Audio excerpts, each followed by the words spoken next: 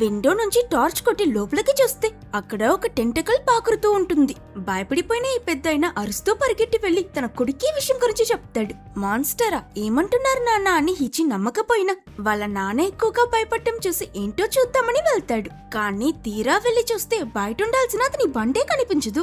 ఎవడో నా బండిని కొట్టేసినట్టున్నాడు, కొంపతీసి దొంగని చూసి మాన్స్టర్ అనుకున్నావా ఏంటి డాడీ అని హీరో వెక్స్ అవుతున్న ఈ సమయంలోనే డబాలమని పైనుంచి ఒక పెద్ద ఐరన్ ప్లేట్ లో ఏదో కింద పడుతుంది. ఇదెక్కడి నుంచి వచ్చిందిరా అని వీళ్ళిద్దరూ అలా తలెత్తి చూస్తే బండిలో నుంచి టెంటకల్స్ బయటకొచ్చి ఆ మాన్స్టర్ వెహికల్ మొత్తాన్ని పైకి లేపేసుంటుంది. వీళ్ళిప్పుడే ఫస్ట్ టైం ఈ మాన్స్టర్ ని చూస్తున్నారు. చేతులు కాళ్ళు ఉనికిపోతుంటే సడన్లీ ఆ మాన్స్టర్ బండిని వదిలేస్తుంది. ఒక్కసారిగా బండి కింద పడి క్రాష్ అయి వీళ్ళ షాప్ నుంచి బయటకొచ్చే లోపే ఆ మాన్స్టర్ వీళ్ళపై అటాక్ చేస్తుంది. దాంతో హీచి అస్సలాగడు. తిరిగి చూడకుండా అక్కడి నుంచి పరిగెడుతూ వెళ్లి ఇంట్లోకి దూరి తలుపు లాక్ చేసుకుంటాడు. అప్పుడే బయట నుంచి ఎవరో గట్టిగా డోర్ తడతారు. మాన్స్టర్